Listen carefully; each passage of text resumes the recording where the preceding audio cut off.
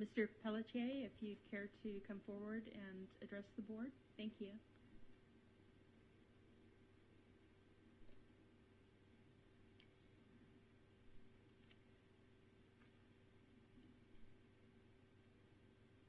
Yes, my name is Jason Peltier. I'm the Executive Director of the San Luis and Delta Mendota Water Authority. It's a pleasure to be here, I think. I certainly do want to extend our appreciation for hosting our recent board meeting here. I got a lot of good feedback on that. I won't respond to any of the public comments because I won't. But I would like to respond to a couple of comments that I've heard from you directors. One is relative to the SEC matter. There was attorney-client communication between our general counsel and the board explaining the view. So that we thought that was the most important communication that could go on.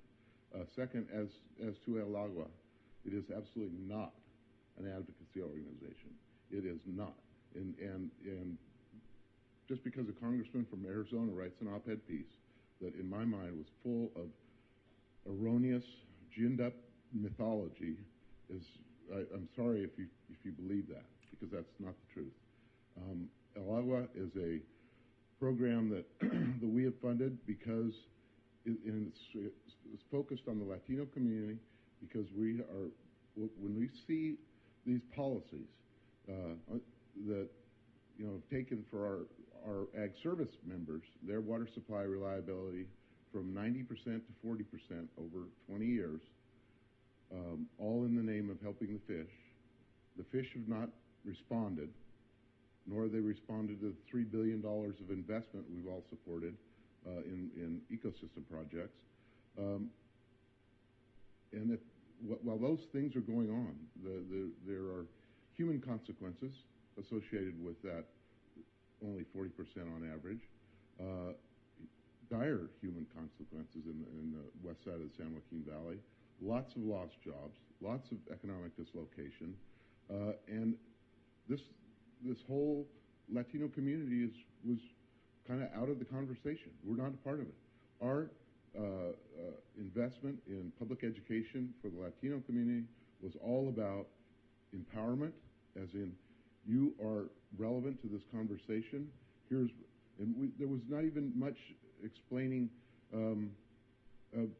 here's what's going on. And there was certainly no advocacy through El Agua to get people riled up and write your legislator or congressman or senator or attack the regulatory function. There was zero of that.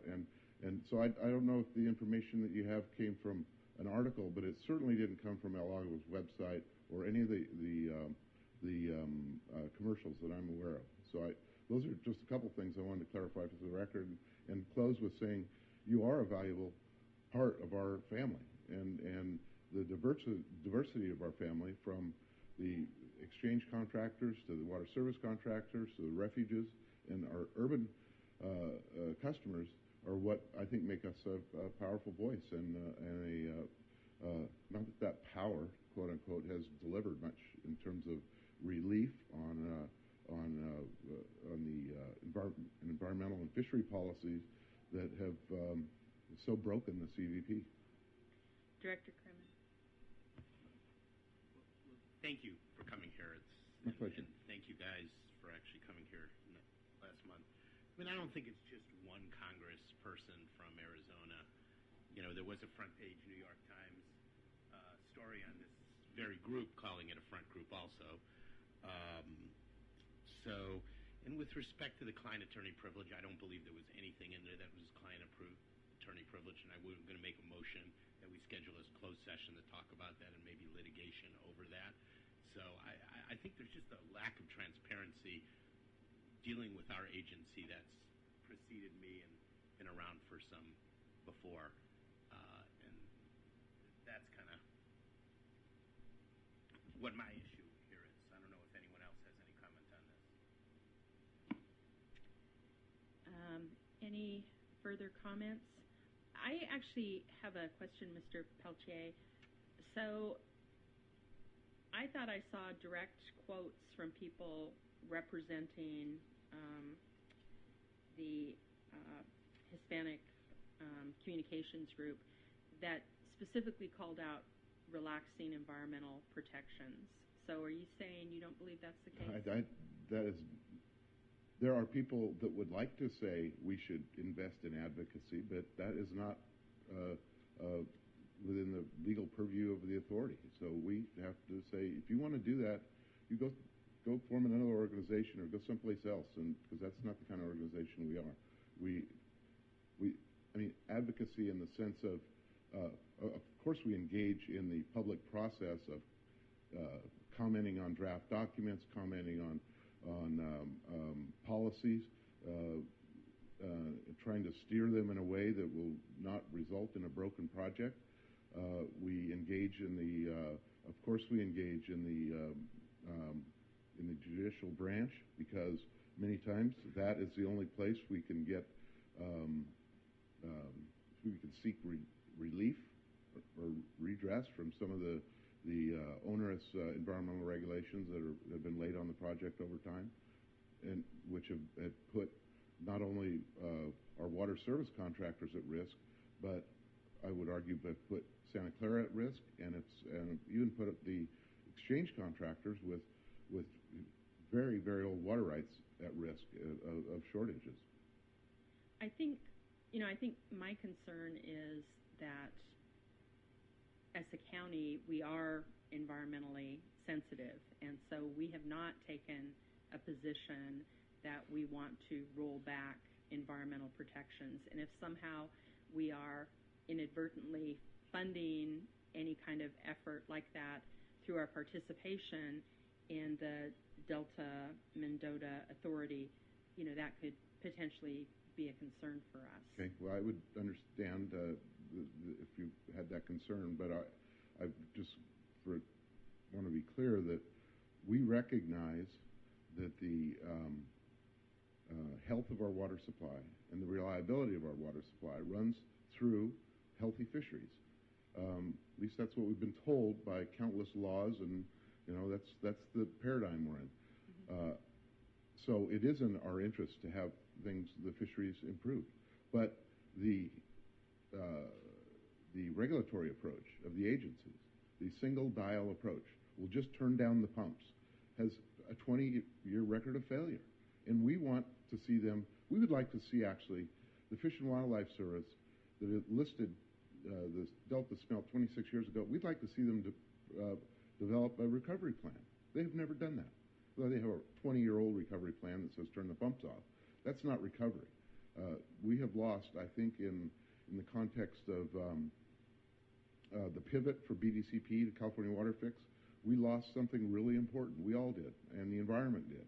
We had a very robust, institutionalized discussion about other stressors, the 20 other things that we've identified, from pollution to illegal fishing to a lack of habitat and other stressors that the fish face. We've lost that discussion, so that's unfortunate.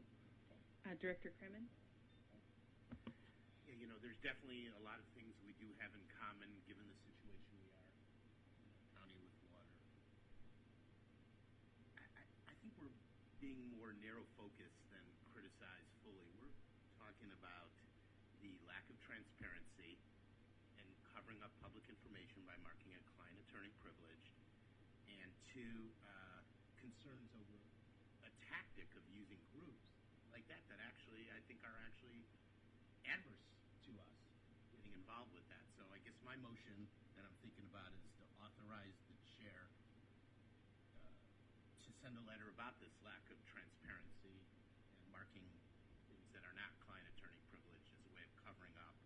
And two, our concerns over the El Agua program, including not paying our pro rata share for it, and directing staff not to pay, and inform us if that leads to any issues, and if it does, schedule a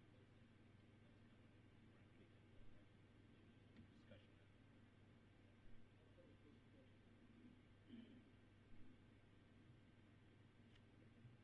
I don't see anyone. Oh, Director Lazat. Yes, Madam Chair, I'm sorry I was a little late. So I missed the part about the things marked for attorney-client privilege. I like our district counsel. Are you aware of this issue and whether or not, in fact, that was a subterfuge or were things properly marked as attorney-client privilege? That would be, something I'd like to know. Director Lazat, yes, I'm aware that a memorandum was sent by the General Counsel of San Luis Delta Mendota out to its directors. I am aware that he did that, and my understanding is, in fact, that it was attorney-client privilege. Because it is attorney-client privilege by a document from a different agency, I am not able to review it. It is strictly limited to those who were recipients of that document, and my understanding is they were all directors of the San Luis Delta Mendota Authority. So I can't answer your question, was it a proper subject for attorney? I can't, because ethically I can't review it. Director Lazat. Yeah, you haven't seen it, nor have you reviewed it. It was just marked attorney-client privilege by the counsel to the board. Yes, I have not seen it at all. All right, thank you. I have a quick question. Could the Delta Mendota Water Authority waive the confidentiality of that to allow you to review it on our behalf? I would answer that question because I don't know specifically how they operate. Well, I would answer it in the sense of, what if that same kind of request was made of our district? And the answer is that the privilege of the document belongs to the board as a whole. All you 7 folks are the ones who decide whether an attorney-client privilege can be waived. It's not something I have authority to do. It's not something the interim CEO has authority to do. You, as the directors of the district, hold that privilege. So if our representatives on the authority were to make that request of the rest of the board could vote to approve it or not at their discretion. Again, I can't speak specifically to the processes within. Okay, but that would be a kind of a normal process. But if it were the case here, we would put it on an open agenda, and you folks would be deciding what action, if any, you wanted to take. Okay, thank you. Director Escamera, followed by Director Varela. Are you saying that communication that's confidential to one of our directors can't maintain that confidentiality if they speak with their counsel or share it with their counsel under the same privilege? I do not have any authority or right to review a confidential exchange between the attorney and his client. In this particular case, that's what it was. And ethically, I don't have any right to do so. And quite frankly, if I were to do so, I'd be concerned about being taken up by the state bar for intentionally interfering with attorney-client privilege. I'm asking you, if you're our counsel, we get a confidential communication from some other counsel, that violates confidentiality. Share it with our counsel. My answer would be yes. Vice Chair Varela, followed by Director Kremen. In a personal telephone conversation with the authority's legal counsel, I was advised under no circumstances can I enter into any conversations whatsoever about any issues that were discussed in closed session with any members of the board, legal counsel, etc. I was personally advised. I'm not even sure I'm allowed to have this conversation. Director Kremen, followed by Director Lazat. Right, so I think that's why we want to schedule a closed session to discuss this, because it was a legal matter and it might why, again, my motions, one, authorize the letter to talk about, one, lack of transparency and sham overmarking things, client-attorney privilege. Two, talk about our not paying for the phony group and direct staff not to pay. Schedule the session. We've got a second. I mean, I'd like to hear from the executive director, but I'm not in line. There was a little bit of rhetoric there, Director Kremen. Exactly. It's difficult to respond to one of my directors in public and say, it's not a sham group, it's not overmarking, it's not, but those are my views. So we have a difference of opinion, that's all. And I don't think there's anything to be disagreeable about, but we just have a different perspective. Okay, Director, yes, I was about to say Director Lazat, followed by Director Schwea, followed by Jim Fiedler.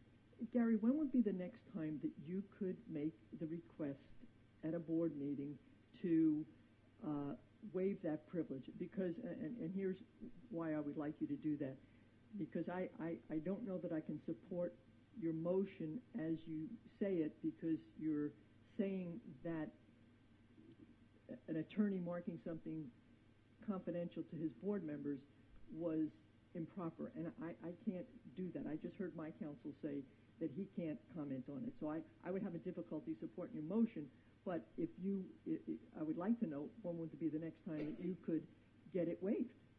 And then we could find out, then it would speak to your question of, was it improperly marked? And that I would be more comfortable with that, with supporting that it was improperly marked. I'll go through the chair. The challenge we have is, for example, they're going to just blow that off because, like, we sent this nice email that we talked about, hey, what's up with this Westlands thing, and they blew it off. So the question is, how do you get it on the agenda if it's always blown up? I mean, I'm willing to do that, make a request in writing, or maybe our board can, to add some force to it. I'm willing to defer things, but I'd like to hear what everyone I think has to the say. first item in your proposed motion could be that request to put it on an agenda to waive the privilege. And I think that's something that I'm getting the sense here that would be the chair and vice chair, yes. Yes, there's two. Okay. Yeah. Right. Director Schwea, followed by Jim Fiedler. Thank you, Chair. I just want to say that as a board member, I feel that I was put on the spot for this item, that this staff report was not designed for this kind of a discussion. Staff report was presenting more like information for the board about the relationship of the two organizations. So I hear Director Kremen's concern, and then if there are serious concerns, but I also hear the executive director of his comment too. So I'm not sure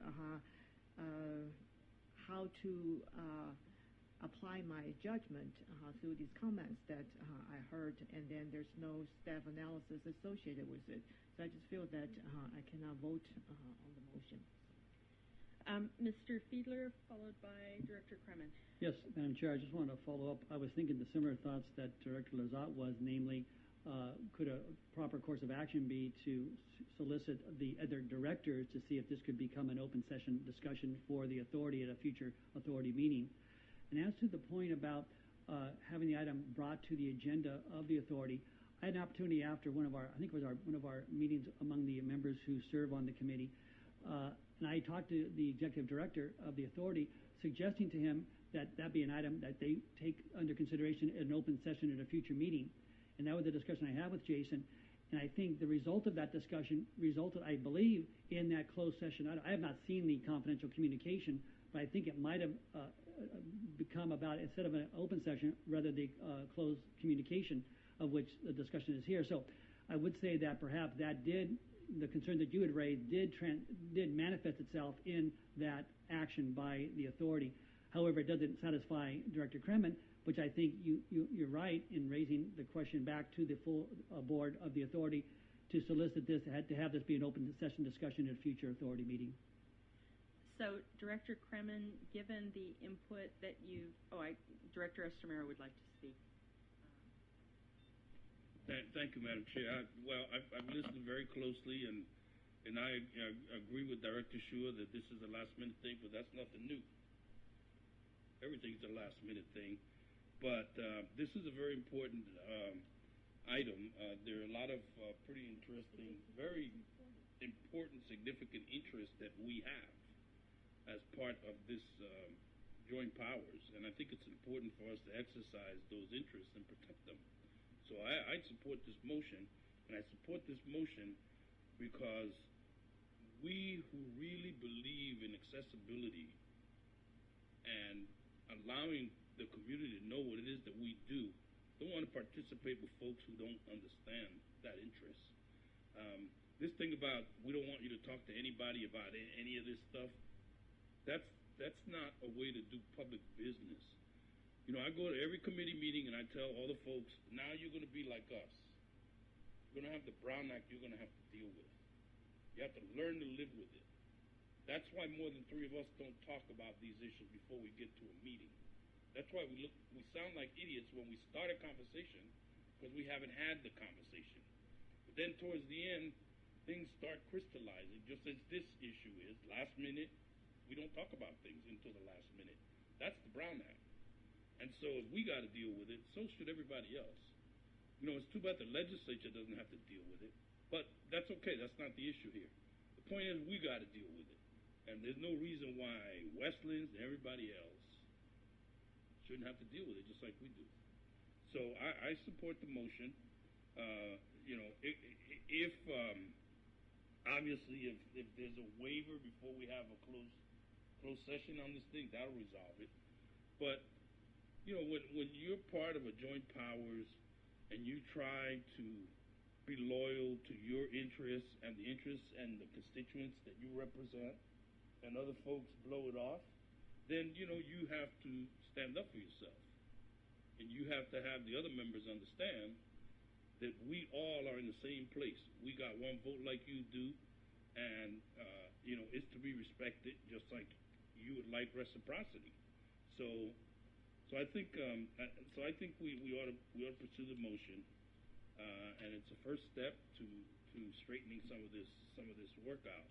I don't want to be part of any article that says that we're trying to undermine environmental laws, environmental regs, environmental rules, or violate our own charter, you know, our own act, where that is one of our primary missions, is the environment. And then we're going to participate against that. So I support the motion, and we'll see how it goes. Thank you. Director Kremen, if you would care to modify your motion given the input you've received. One more discussion point is this wasn't last minute. Number one, it was properly agendized. But number two, I did talk to our general counsel, and this was a suggestion how we handle it, as opposed to I did have 2 other directors say, let's schedule it for closed session to discuss, which I definitely was willing to do. Our general counsel suggested, let's have an open session to discuss through this. And I think in transparency, that's actually where we are. Yeah, I totally followed the procedure in that last minute. I mean, it may seem like it, but I actually followed procedure, and maybe I did wrong. So I guess writing down my motion or amending it would be authorize the chair with the staff to send a letter on these issues. And the issues being that we are going to request that the Delta Mendota Authority look at releasing or I don't know how you would say it, releasing the privilege and allowing our district council to review that attorney-client communication. Partially releasing or allowing him or a designee of the board because of concerns over transparency. Okay. Friendly amendment to mine. Director Santos, you okay with that? There was some additional information based on our interest in not necessarily participating with the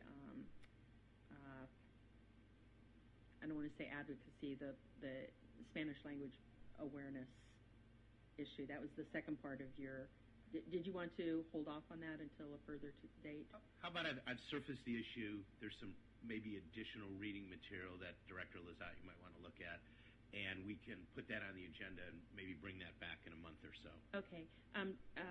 District Council, Mr. Yamamoto. Thank you, Asha. Mayor's Board. With respect to the issue of the disclosure, there's a number of ways that we can make that request. It could be a request that it be released to the Public Records Act, so you don't get into the issue of waiver. But I think what the board is asking is not just that I be able to look at it, but the idea is that the board would be able to review it and evaluate its contents as well. So I want to make sure that I'm clear. I think that's really where the board's going, is you want to review whatever is in there. I don't know what's in there, but I think that's where you're going. Whether it's released through a waiver or Public Records Act doesn't really matter. The idea is to release it. Is that correct? Thank you. Yeah, I mean, we just want to see who we're in business with. I think that's legitimate. We share a lot of interests, which is good, but I think we kind of have to know where this is at, so that would be it. Okay. Thank you, Director Schway. Yeah, with the revision to the motion, just limit to transparency and also the request for the information, I will support the motion. Okay. At this point, I'd like to call for a vote. All those in favor of the motion say aye. Aye. Any opposed? That carries unanimously. Thank you. I would like at this point, since Director Lazat had requested that we defer item 4.2 just until she was able to get here, that we now take that up at this time because there are members of the audience who would like to speak on this.